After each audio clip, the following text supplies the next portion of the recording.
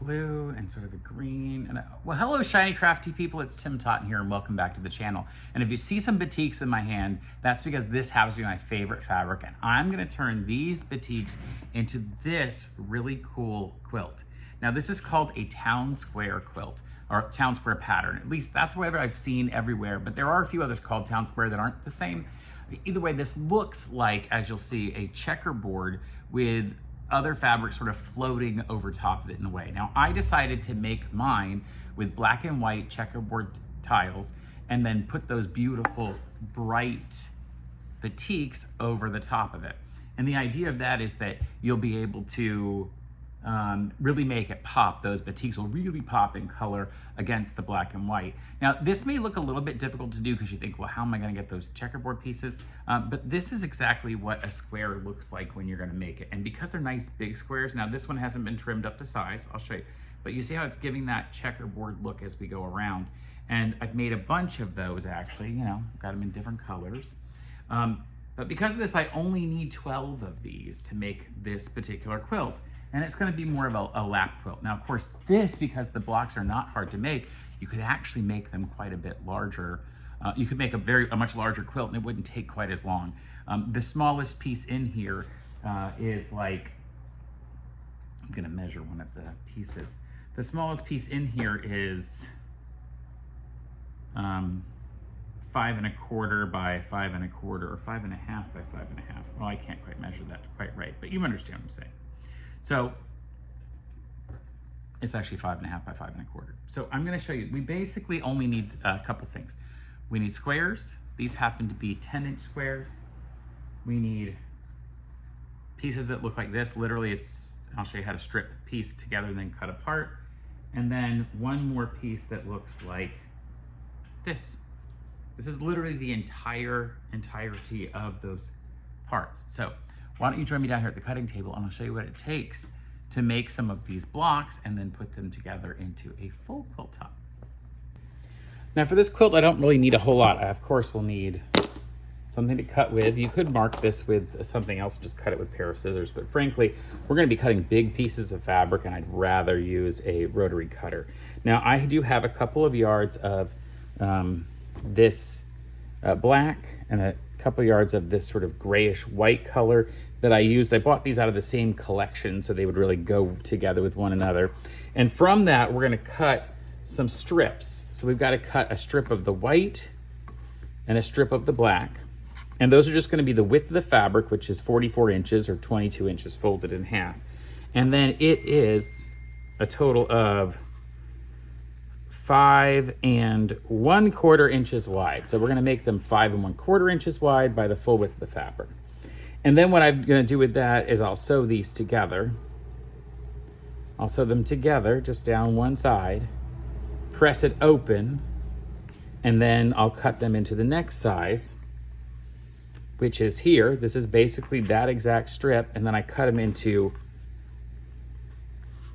5 1/2 inch wide strips, right? So it's 5 1/2 inch wide by, now it becomes 10 inches once you sew those two 5 1/4s together. Now that makes sense because we have all these 10-inch blocks of our batiks, and we're basically gonna put this next to the batik, and it needs to be that same width of the 10 1/2 inches. So when we do that, right, the next thing we do is we cut a strip of white and a strip of black, and those are going to be 9 1/4 inches. These are both 9 1/4 inches. And then when we sew these together in the same way, we now get an 18-inch strip here. And what this does is on our main block that we've made right here, see this block, these are the two side pieces. And when we add this one on, it goes right along the top. And that's the entire block. That is it. So for mine, I need 12 of these batik pieces, 12 pieces of batik. And then I need a bunch of those strips. All right, let's go into the sewing machine and I'll show you how to piece these strips together and then cut them apart. So the way that these are put out is we're using 1/4 inch seam allowances. And to make that easier on my machine, I've literally set a guide that's at the 1/4 inch seam allowance. Now I have my two fabrics laid right on top of each other. I laid them right on top when I cut them. And at this end is where I have the salvage ends. And I'm not even gonna worry about cutting any of that off. I'm just gonna open up so that this is the wrong side of the fabric. The right side is gonna be facing the right side of the black fabric. Again, I'll open the other one up as well. So now I have the right side of the black. And then I'm just gonna go in and sew these top to bottom right along the edge. Now, whenever I sew a quilt, I like to use a relatively short stitch length because I don't want it to come apart when it's being, washed. Because I don't know who I give it to, if they might wash it a lot or not. Now, it's super important for me here that I make sure that these are lined up really well because I have a very small seam allowance. That 1/4 inch isn't much. And I'm just gonna go down the entire thing. And it may seem like a lot, but you're making a bunch of these at the same time. Like I'm making so many of these at the same time. Here we're getting over a little bit, so I'm gonna make sure and I'm not worried about if these line up straight at the bottom or the top because I'm gonna chop that stuff off anyway.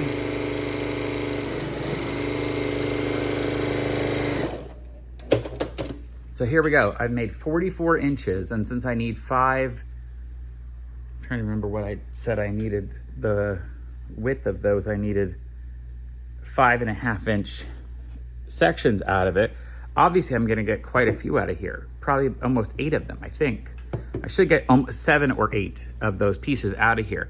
And since I need 2 for each of these blocks, right? In this block, I need 1 for this side and 1 for that side. So, 8 would give me 4 blocks. Well, I only need 12 blocks. So think about it. I only need 3 of these strip sets to make them. Super easy to do. Now that I've done that particular one, I'll set it aside and I'll do the same thing with the thicker one. So here was the thicker one. This is the 9¼ inch strips that have been cut out of the full width of the fabric, you see here? And again, I just laid them on top of each other. The fold is here, cut my 9¼ inches this way. And so now I can go ahead and just pull I love systems like this, by the way. So I would have a bunch of these piled up and I would just go to the next one, pull off the top of that fabric. So this is the wrong side of the fabric. Make sure that the right side of this whitish gray fabric is facing the right side of the black fabric. Hold those 2 layers together and then drop this out the bottom. So now I just have a double layer of fabric. Go to my machine, and again, I don't have to backstitch there. I'm just so used to doing it. And then just run this really fast. I'm just gonna literally grab one side. You'll see here. Just grab them one side, and I'm using this hand to just sort of guide it through. I'm not pushing, by the way, no pushing. And I'm just using this hand to keep those 2 layers guided together properly. So I might open them and make sure that the edges are gonna line up right next to each other. So this hand is literally just riding on it and keeping it going straight. I'm not pushing it. If you're ever sewing and you feel the need that you have to push the fabric through, the odds are something is wrong with your sewing machine, like the feed dogs aren't working properly, or, and this might be more likely, you're sewing too heavy weight of something for your machine. Your machine might not be able to handle it. Not every machine is designed to sew 5 layers of denim, just you gotta be aware. All right, we are flying through. Now remember, you need the same amount of these as you do the smaller one, right? So most likely you're gonna need 3 sets.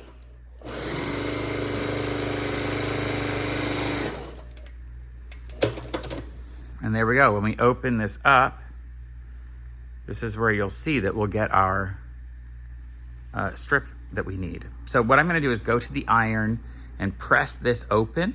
I will press toward the dark, and then from there we can cut it into our 9½ inch strips.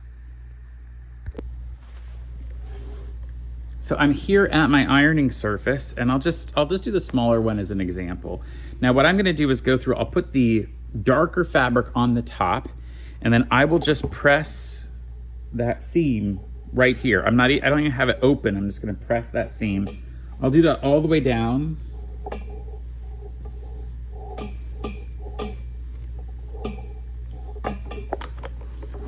All right, so that looks good. And the next thing we're gonna do is I'm going to pull it toward me and open it up, leaving this seam on my pressing surface, this wool, because I want that trapped underneath there. And then I will just finger press it open. I'm just gonna push with my fingers. I don't wanna distort this, so I'm using my fingers. If I used my iron, it could stretch it out in a weird way. And then I'll just come along and put right on top and press. Now I'm not ironing, so I'm not gonna because it could distort it. It's gonna be important that we don't distort this because we want the measurement to be exact. So again, I'm going through and I'm gonna finger press it open. And I'm making sure that the bump is on the black fabric side. See, here it's moved over and the bump is now on this white side. That's not good. I want the bump underneath the black fabric. The reason we're doing that is that sometimes, depending upon what material we put behind it or what batting we put behind it, you might see the dark fabric show through the lighter fabric, and we don't want that. You don't want to see a little bit of that line. And it'd only be 1/4 of an inch, but it might not look good. So I'm gonna go back here, and again, I'm just gonna press this, not iron it. I'm not gonna move around. Now later on, you can iron the entire thing once you get, iron all these wrinkles out if you felt they were causing a problem. Like I can come back here and just lightly iron out. But you want to make sure you set this seam. And then we'll do the same thing for the larger one. I'm going to do that, but I won't. I'm just going to fast forward it.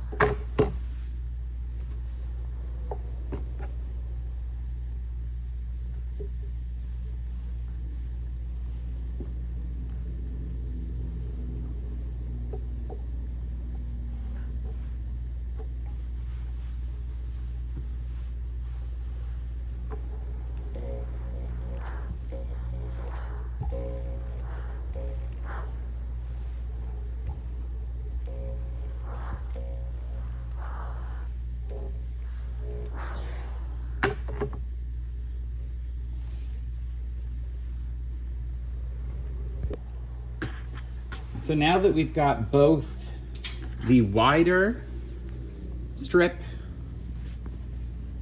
the strip unit made, and the skinnier strip unit made, now we can lay them out and cut our 4.5 inch pieces from them. Now I don't like to do this when it's folded. I prefer to do this before, after it's been ironed and, pressed properly, because I want to make sure that I get an actual square deal. If you left this folded and cut it, and you cut at any bit of an angle, you would get a shape that looked like this. You would get more like a chevron. Even if it was just a little bit, it's gonna keep your quilt from being exactly straight. So I prefer to do that here. And then what I'm gonna do is I will use the line on my table down here to get my full, let me give you a little bit of zoom out. Get my line straight across the bottom, make sure it's running exactly straight. Now here's a little secret. You can actually put these on top of one another to do as well. Just don't overlap the two seams so you don't get extra bulk. You can do that. You could also leave this folded in this direction and cut, but I'm not going to for this. I don't want to overwhelm you with different ideas of what to do. So I'm going to just Keep that nice and straight. So what I'm gonna do is I'm gonna trim off this edge first. So what I've done down here, I wanna show you what I've done down here. How do I give you the best angle of that? Down at this end, I have actually, I want to trim this edge off down here. So I'm gonna put that edge right up against this line so that I can cut that off. Let me go back to our regular shot. And then I can take my rotary cutter and my piece here and go, now that I know it's straight across the bottom here, I can put this along the edge on that line. Now this is the only part that I'm gonna use the lines on the table for. Everything else I'm gonna use the lines on my ruler. So I've trimmed that. Now I have a straight edge over here. Now I can take my ruler and place the 4.5 inch mark. Now it's weird, I'm gonna take this ruler has 0 point right down over here. But if I put this on here, I would have to go from the 8.5, because this is an 8.5 inch ruler, I'd have to go to 4, from 4 to 4.5. That's too much my brain doesn't want to do that math. So I'm gonna flip it around so that I actually have the 0 here and the 4.5 here. And I'll just put that 4.5 inch mark down the side. Now I'm not measuring it against the table, I'm measuring it against the fabric. And then what I do is once I have that 4.5 inch mark, I can just go, and now that's made me 2 pieces at 4.5. And then I'll just come to the next one and do another 4.5. So what I'm doing is making sure that I see where the 4.5 inch mark is, and I see where that line goes all the way down, and I'm lining that up on the side of my fabric. And then I will just cut all of these that way as I go down. And you might get my head in here in a minute because I'm going from a different side. Now, if these get off at all, if there's any problem, I just threw my iron on the ground. If these get off at all, you can always just trim up the edge again and start again.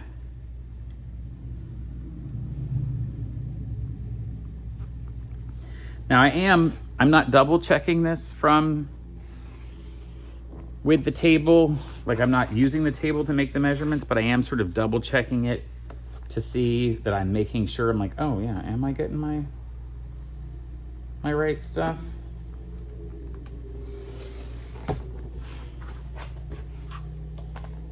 And I may have to move the whole thing down in just a minute.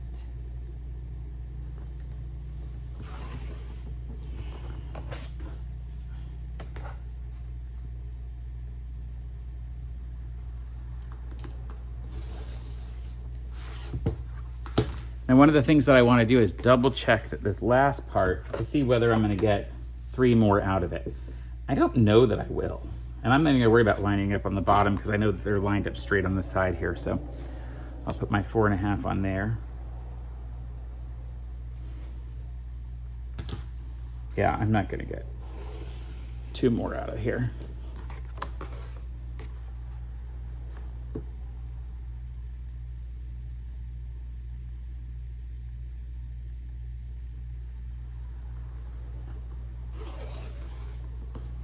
So what I got out of that was 1, 2, 3, 4,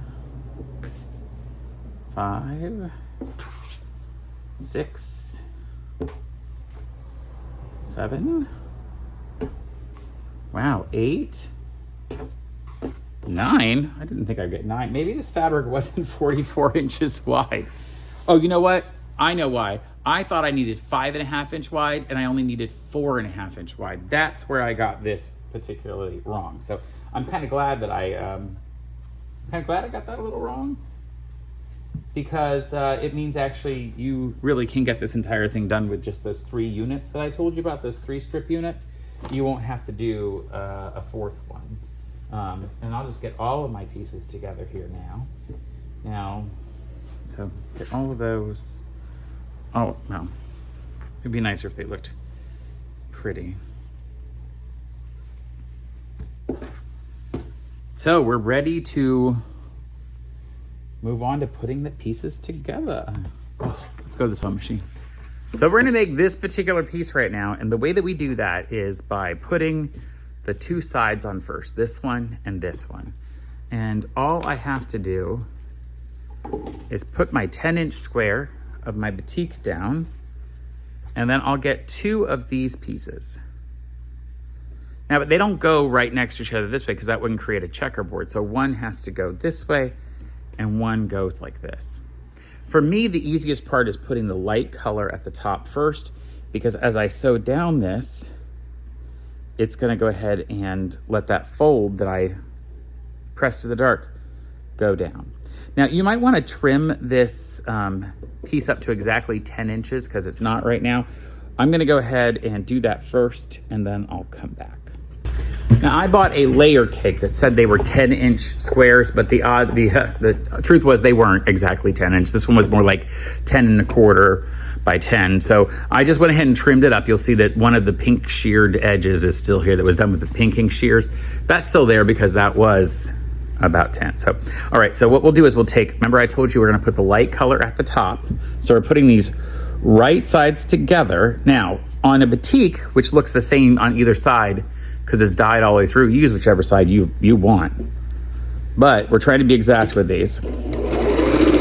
I will back stitch at the top because I want to make sure that's very secure before I go to the next step. Okay, so I went down here. Now you could chain piece a bunch of these. You could do a bunch of these with a lot of the batiks, bam, bam, in order, add these to the side and just keep them chained together and then cut them apart later. I'm just gonna show you one. Now I flip it around. And remember, we're gonna do the light at the top because now that's gonna create that checkerboard shape. And I go to this to the top. Ooh. Make sure it matches down at the bottom. And if for some reason you don't feel like it's gonna go enough at the bottom, you can pull the fabric just a little bit to get it to hit the right amount at the bottom. Now I will finger press this, and I'm just gonna, and actually what I'm gonna do is I'm gonna do it, I wanna finger press it. I wanna press it with the blue. I want this to fold toward this material because there's a lot of material here with this fold, and I don't really wanna try to get, if I try to do that, that's a lot of folded material. So instead I wanna kind of press this toward the blue fabric here.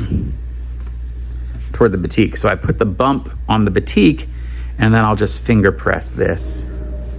Now you can go to the iron as well with this if you want to press in between, but I think this is fine. I'm not trying to stretch it out too much. Same thing here.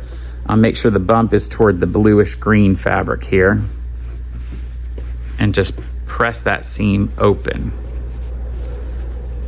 Press the seam, not open, but you know what I mean, press the seam. All right, now that that's done, now I just have to add the two longer strips. So I have two of these longer strips here, and you see one's gonna go on this side with the white at the top, and the other will go on this side with the black up at the top, and that's gonna create our checkerboard. But the way I'm gonna do this is I will turn this checkerboard material with the white, the strip with the white up, because that'll keep this seam going down. And then I will turn this to where the white is going to be at that top corner. I want to do this. I can push that down with my finger. All right, let's do it. Yeah, so someone came in my office right as I was working on this part of it, so I'm just going to go through it by voiceover. What I've done is taken the long black and white piece and put it underneath so that I can sew on top and make sure that I get all of those seams going in the right direction.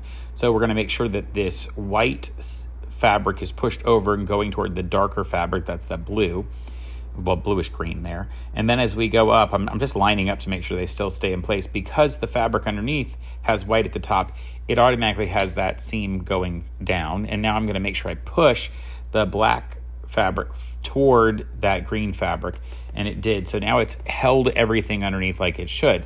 Now the good part is that when you put this together, I'm not worried about any seams intersecting, because literally it pops open and none of the seams have intersected. And so I don't have to worry about that. That'll be done later. So of course I'm going to finger press this toward that center fabric so that it continues that way and I don't have to worry about it flipping over. And now we're going to go ahead and put the other one on. Now remember, I have to put the black up at the top, right? And I've got to put the white underneath. So I wouldn't be able to do it that way. I have to literally put the white underneath and flip it back over. So white goes to white. You just match these up. It's super easy to do.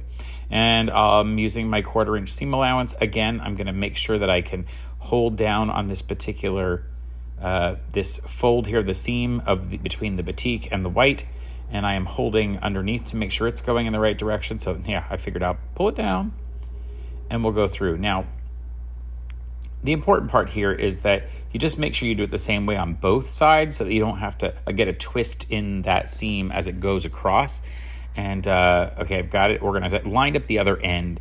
The other part too is if for some reason the corners at the bottom don't line up quite exactly, then you can kind of stretch it a tiny bit. But I've made sure that the seam went underneath, and now we've got one completely finished. And really, I'm going to finger press it, but I'll take it to the iron later and give it a good press. But wow, look at that fast. We've actually got an entire block finished. All right, so now what I'm doing is I'm going to do a real quick version of chain stitching some of these together where I put the pieces side by side, and now that I do that, I can cut those apart and pile them all up. Look at that, super fast. And then I'm just going to chain stitch these, which basically what it means is as I get to the end of one, well, you could not do, I decided to do each block individually, but you could have just chain stitched each of them as you went along. All right, well, here I am piling them up and getting an idea what they're going to look like and figuring out the best way to put them in.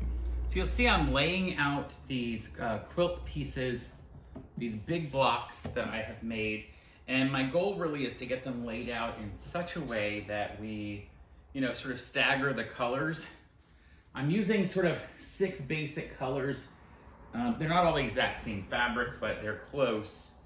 And I'm thinking, I don't want this purple and that purple right up above each other. So I'm putting purple, blue, and green on one row, and then yellow, red, and like a deep burgundy on another row. And then I'm just gonna stagger them a little bit, still keeping the green and the blue next to each other like they are down there, but then just swooping the purple over to the other side. So here I'll sort of do the same thing. I'm gonna move this one to the middle. But it's the middle bit that has to go here. It's sort of staggering down one. And then that means that the red one will go from over there to here. And the last is that yellow one at that end. And now I have the layout that I'm happy with. Now what's sort of important to look at when I make this is I'm thinking, now I can get an idea what my overall size so far is going to be, and I have to decide if this is going to be a big enough quilt for what I want. Now I want this to be sort of a lap quilt, and right now it looks like, and I want to get a measuring tape and figure out how big this is. Let me do that first.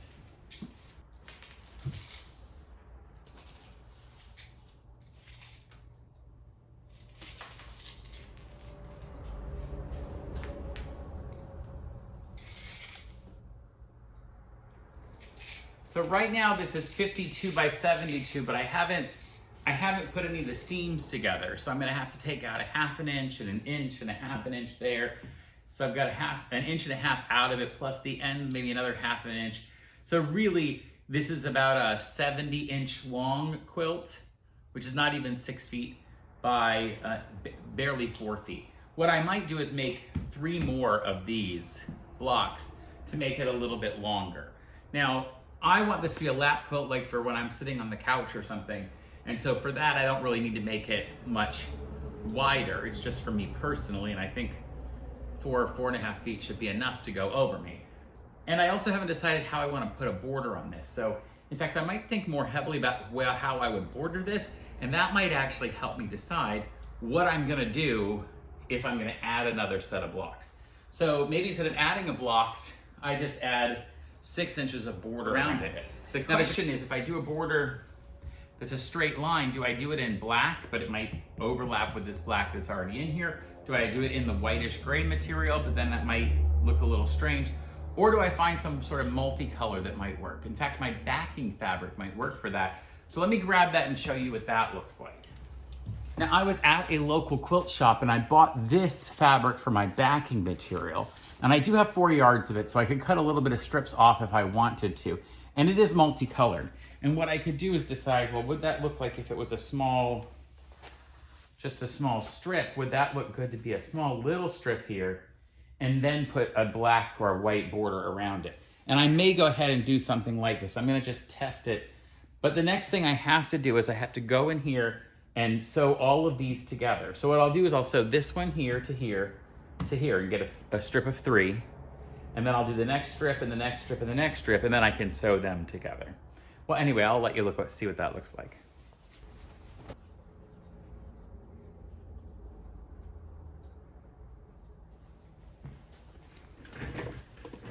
Now here at the machine, I want to make sure that I really line up these corners, these 2 edges where the fabric is going to come together. And what you can do, because I have ironed them in opposite directions, you know, this one's going down, that one's going up, I can nestle those 2 into each other. So what I'll do is I'll come here and kind of actually touch them, get them till the blacks are touching each other in there. And then I will start sewing.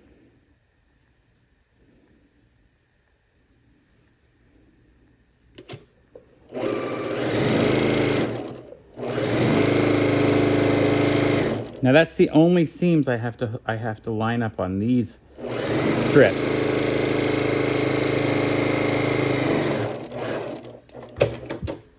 And now when I open that to look at it, I should line up really well in there. If I can get it open on this side. You can't see, but off screen I'm having a little trouble. And there you go, look at how pretty that is. Oh, right there. Perfect. Now those went this direction. I'll tell you, one of the things you might want to do is take a picture of your design laying out on your full table, and that way when you go to put these together, you can go, which ones go next to each other? All right, the next one is this green one goes next to it. Now the other thing to remember is you got to look at the way these go together. I don't want to put the 2 solid pieces next to this, because look, this is split, and then now the black is against the black. It's got to go where we're alternating. And I'm put these across top of one another, and then I'll do the same exact thing, nestle those 2 seams. And because of the way this goes together, I just literally laid that in. The way this goes together, as I sew down this, I'm not worried about having to flip this fold, because remember, we press toward the dark. So as long as you're pressing toward the dark every time, when you put these 2 together, because the dark and the light are going to alternate, they will always nestle into each other. It's so good. It just makes it like so much easier.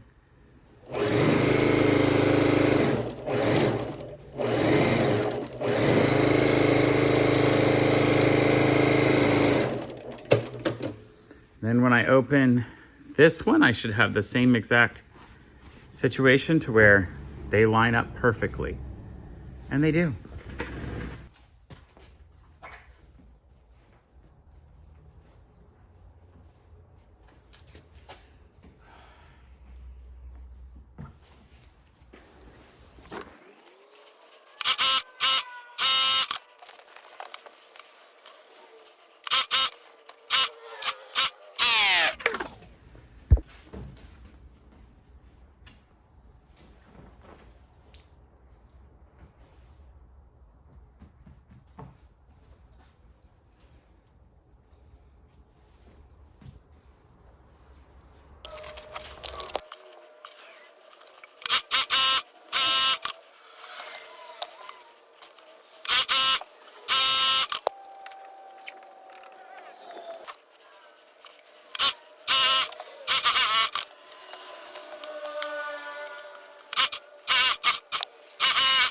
It didn't record, but when I was over back at the table, I put the rows together and I accordioned the material so it'd be easy to come to this step and go ahead and sew the rows together. And I know I'm starting to this top corner. Now here we got a lot of seams that we got to connect into. And on this side, there's some like the black one here that's going down, but this one's gonna go up. So I have to be real careful as I put all of these seams together that I keep them nested properly, but also that I push any of the white ones up under my presser foot. So that's gonna be very important. And I'm gonna, every one of these, I'm gonna hook them together. So every one of those.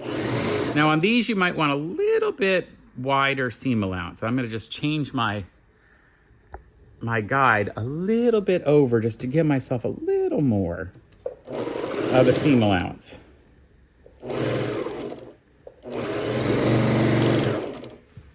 So I'm gonna make sure that the ones, I'll pull all this fabric out underneath me, that the ones that need to go up are going up and the ones that need to go down are going down.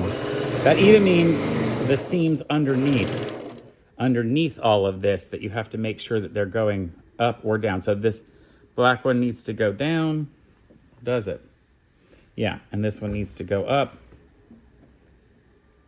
And then that'll make sure that they intersect properly.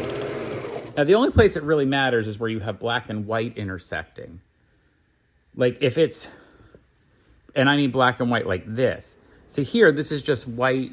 This part is just white coming together with black. I'm not really that worried if those exact seams line up, but this, I want to make sure I get nice, pretty, crisp corners. So I'm going to double check each of these as I do it. So that means underneath, I've got to make sure that the material all goes up toward the dark, and down here, it goes down toward the black.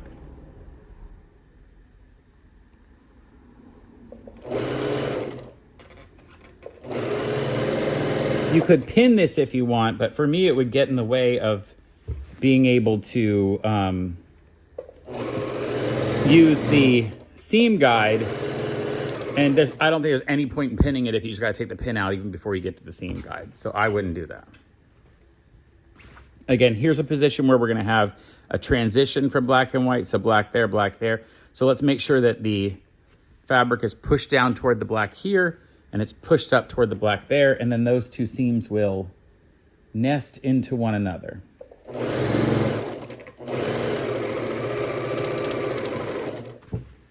Oh, it's going so perfectly. And I only have to sew 3 times doing it. There's only 3 seams because there's just 4 of those pieces to connect. So super easy to do.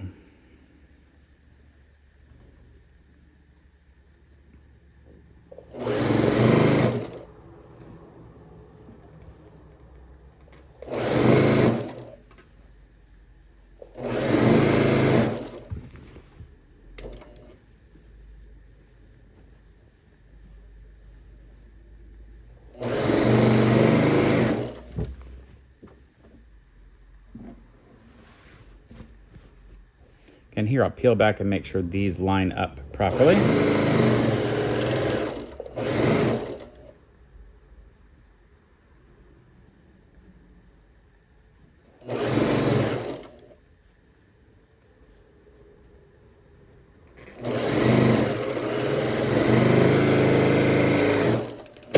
And if I've done this correctly, as I open this up, I should be getting nice corners here everywhere that the white and the black come together. See that? Nice pretty points every single place that those go together. Now again, I did these too. See where these seams come together, but I was less worried about those because they're not really visible. But the next one is obviously right there where we get the checkerboard. So that one's done, and then we go to the next one.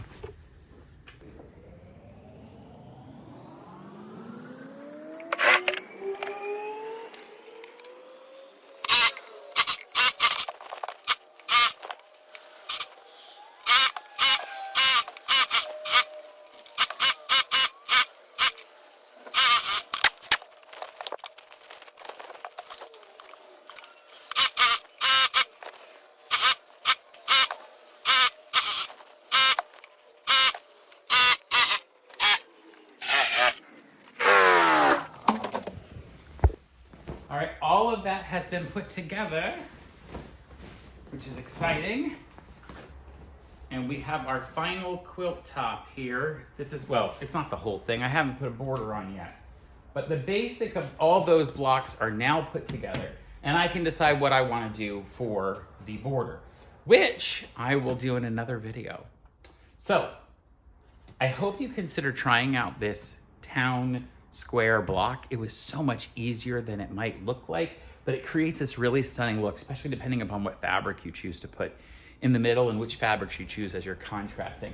And this hasn't even been ironed or pieced with a border or even quilted yet. So we'll get to all of those steps in the next video that I put out about the town square.